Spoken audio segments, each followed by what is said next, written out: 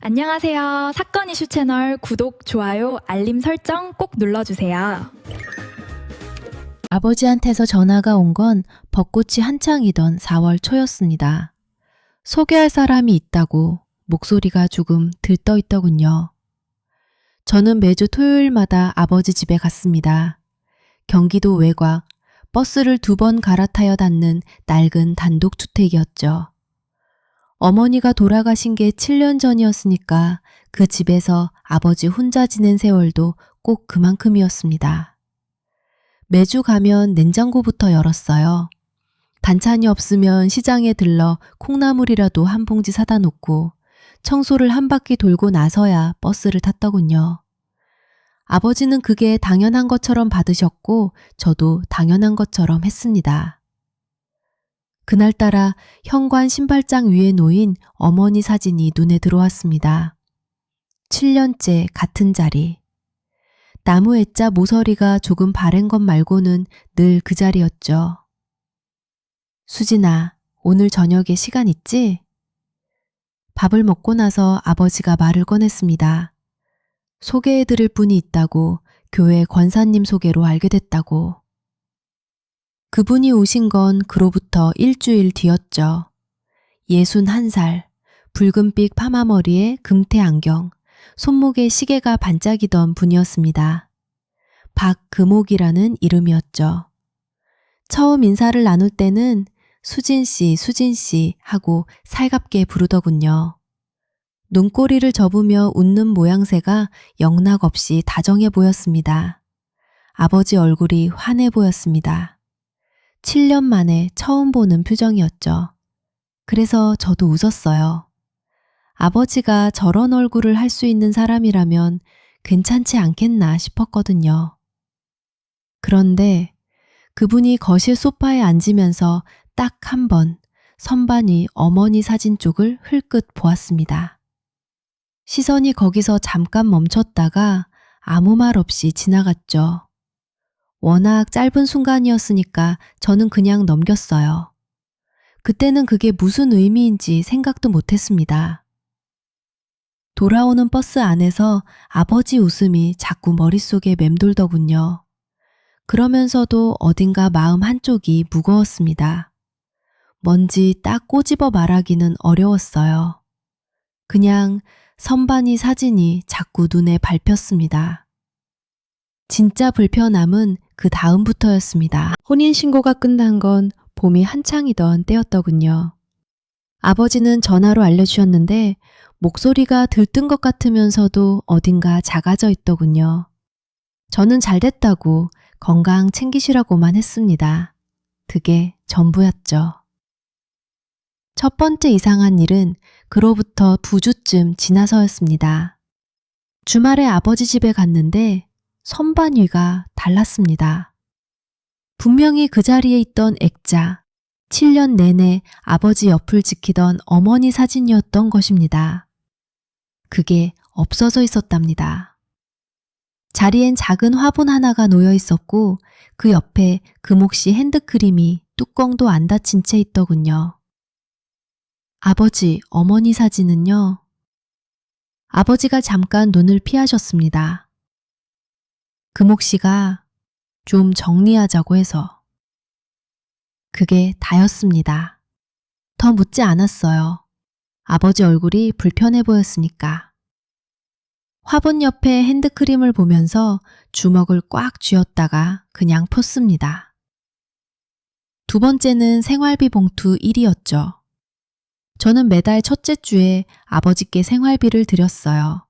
아버지 약값이랑 공과금 쓰시라고. 봉투째 드리는 게 오래된 습관이었는데 어느 날부터인가 금옥씨가 먼저 받아가기 시작했습니다. 처음엔 그냥 전달해 드리는 거려니 했습니다. 그런데 그게 아니었더군요. 한 번은 제가 봉투를 아버지 외투 주머니에 직접 넣으려 했습니다. 그랬더니 그 여자가 옆에서 쓱 다가오더니 손을 내밀었습니다. 수진 씨, 제가 알아서 드릴게요. 아버지 요즘 깜빡깜빡 하셔서. 그 말투가 부드러웠는데 뭔가 벽 같은 게 있었죠. 저는 봉투를 건넸답니다. 건네고 나서 아버지 방으로 갔는데 아버지는 그 봉투가 어디 갔는지도 모르고 계셨더군요. 아버지한테 여쭤보았습니다. 조심스럽게. 생활비 잘 쓰고 계시냐고. 금옥 씨가 다 관리해준다고. 웃으시면서 하신 말씀이었습니다. 아버지는 편하다고 생각하시는 것 같았습니다. 저는 더 말을 잇지 못했죠. 세 번째 무렵부터는 제가 방문하는 날이 달라지기 시작했습니다. 금옥 씨가 슬쩍 한마디씩 하는 거 있죠? 수진 씨, 이번 주말은 저희 약속이 있어서요. 그 다음 주에 가면 또 뭔가 이유가 있었습니다. 청소 중이라거나 아버지가 피곤하시다거나. 아버지는 전화를 받으셔도 목소리가 짧아져 있었습니다. 눈치를 보시는 거 느껴졌죠. 내 아버지가 딸 전화에 눈치를. 참아야 했습니다. 아버지가 행복하시면 된다고 그 말을 입속에서 계속 굴렸어요. 밥 먹다가 숟가락을 멈춘 게 한두 번이 아니었더군요. 국이 식는 줄도 몰랐습니다. 그러다 초여름 어느 날 아버지한테서 전화가 왔답니다. 첫 마디부터 달랐습니다.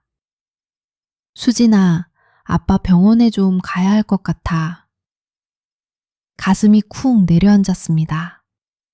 심장 쪽이 좀 이상하다고 하셨어요.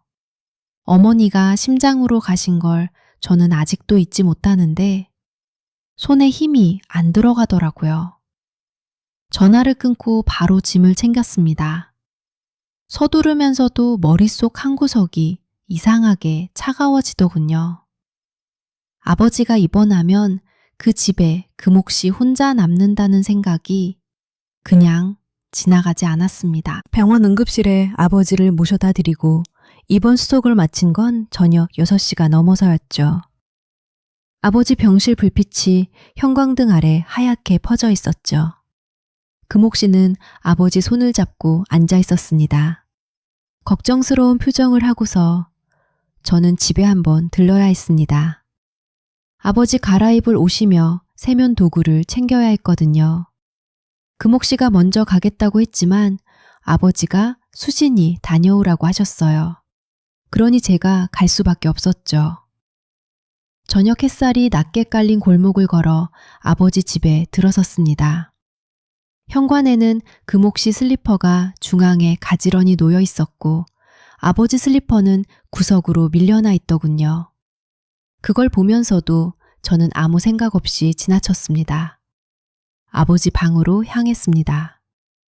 이번 가방을 꾸리는데 서랍을 열었더니 물건들이 낯설게 정리돼 있었습니다.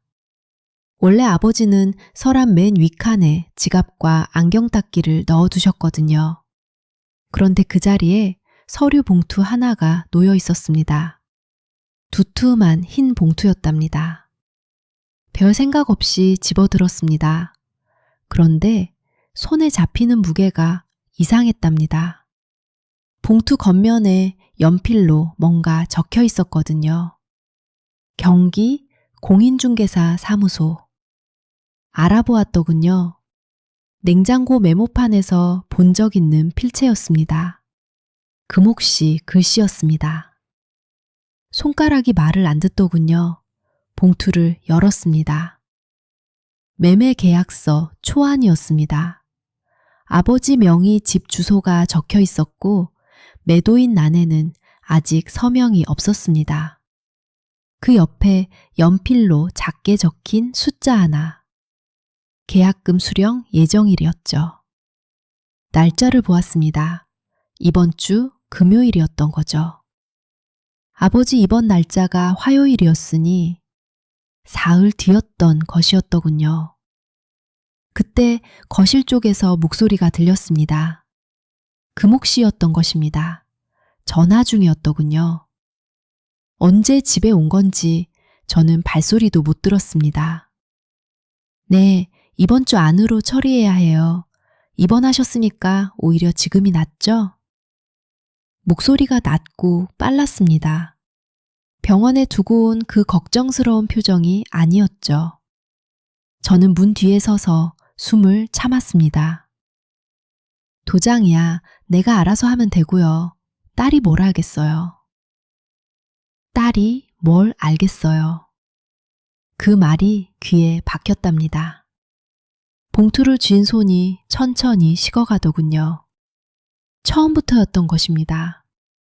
아버지 곁에 앉아 손을 잡던 것도, 주말마다 밥을 차려내던 것도 전부 이 봉투 한 장을 향한 것이었죠. 나는 그 봉투를 가방 안에 넣었죠. 소리 나지 않게. 서랍을 닫고 아버지 옷가지를 챙겨 가방을 잠갔습니다. 손은 차가웠고 동작은 조용했답니다.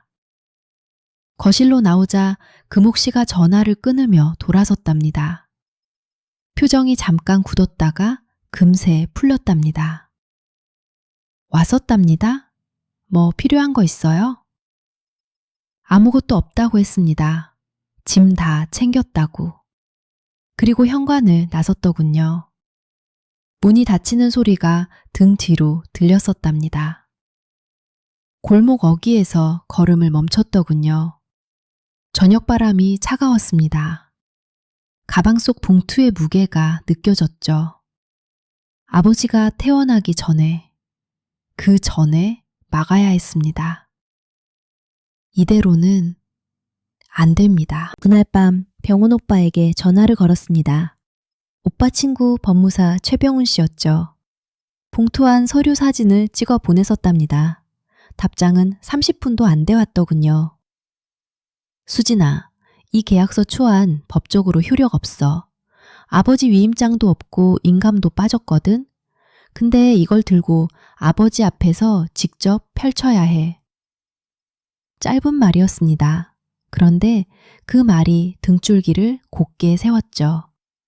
아버지 퇴원일은 이틀 뒤였더군요. 준비할 시간이 있었습니다. 퇴원 당일 아침 병원에 일찍 도착했었답니다. 병실 복도 끝 창문으로 햇살이 비스듬히 들어오고 있더군요. 아버지는 침대에 반쯤 앉아 창밖을 보고 계셨습니다. 그때 금옥 씨가 먼저 들어왔습니다. 손에 보온병을 들고서. 재만 씨, 미움 가져왔어요. 오늘 퇴원하면 집에서 푹 쉬어요. 아버지가 고개를 끄덕였습니다. 저를 보더니 반갑게 손을 드셨죠. 저는 자리에 앉았더군요. 가방에서 봉투를 꺼냈습니다. 천천히. 아버지, 들을 말씀이 있어요. 금옥 씨가 보온병 뚜껑을 닫다 멈췄습니다. 시선이 봉투로 향했죠. 아버지 집 팔 계획이 있었나요? 아버지가 눈썹을 찌푸렸더군요. 무슨 말이냐는 듯이. 봉투를 열었습니다.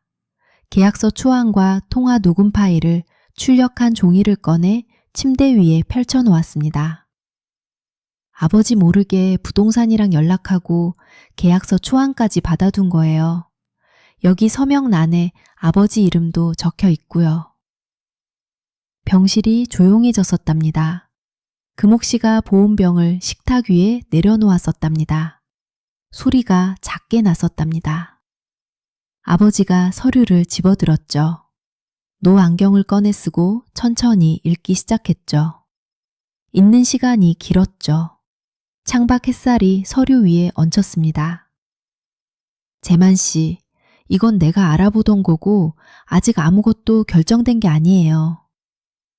아버지가 서류에서 눈을 들었습니다. 금옥 씨를 바라봤습니다. 오래. 아무 말도 없이. 아버지가 입을 열었답니다. 목소리가 낮았죠. 됐어요. 딱 두 글자였습니다. 금옥 씨 얼굴이 하얗게 변했습니다. 입술이 움직였지만 말이 나오지 않더군요. 손이 핸드백 끈을 꽉 쥐었죠. 그날 오후 금옥 씨는 짐을 쌌습니다. 아버지 집에 들여놓은 화장품 케이스와 옷가지를 커다란 캐리어에 담았죠. 저는 거실에서 기다렸었답니다. 아무 말도 하지 않았답니다. 수진 씨, 후회할 거예요. 현관문 쪽으로 걸어가면서 한마디 했답니다. 저는 대답하지 않았더군요. 문이 닫혔답니다. 아버지가 소파에 앉아 계셨습니다. 무릎 위에 서류를 올려놓은 채.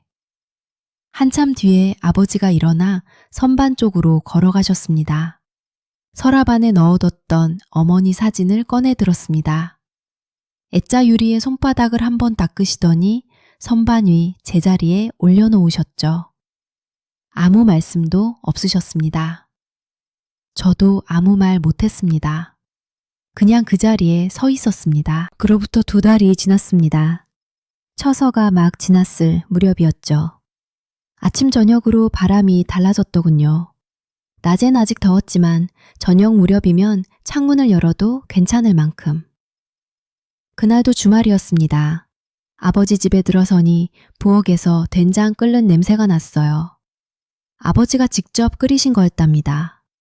냄비 뚜껑을 열었다 닫았다. 국자로 한번 저으시더니 저를 보고 멋쩍게 웃으셨죠. 맛이 좀 없을 수 있어. 그 한마디가 왜 그렇게 좋았는지 모르겠더군요. 식탁에 앉았습니다. 선반 위에 어머니 사진이 있었습니다. 환한 표정이었어요. 그 자리에 늘 있었던 것처럼. 자연스럽게 그 봄날 일들이 가끔 떠오릅니다. 서랍에서 꺼내든 그 서류, 병실복도의 형광등 빛. 지금 생각해보면 그때 제가 얼마나 무서웠는지. 손이 떨렸는데 목소리는 떨리지 말아야 한다고 속으로 되뇌던 것도요. 아버지가 밥그릇을 내밀었습니다. 수진아, 많이 먹어라. 그 말이 참 오래됐다 싶었어요. 언제 마지막으로 들었나. 기억이 잘 안 날 만큼. 가족이라는 게 그런 것 같습니다. 거창한 것이 아니라. 된장국 한 그릇, 밥그릇 내미는 손, 그 옆에 놓인 사진 한 장. 그걸 지키는 일이 때로는 제일 무겁고 또 제일 소중한 일이더군요. 혹시 지금 가족 때문에 지쳐있는 분 계신가요? 참아야 하나, 나서야 하나, 그 사이에서 혼자 흔들리고 계신 분. 그 흔들림이 잘못된 게 아닙니다. 지키고 싶은 마음이 있기 때문이겠죠. 그것만으로도 충분합니다. 아버지와 나란히 앉아 밥을 먹었습니다. 늦 여름 저녁. 창문 너머로 바람이 들어왔습니다. 어머니 사진이 그 자리에 있었고 된장국은 조금 짰지만 따뜻했습니다.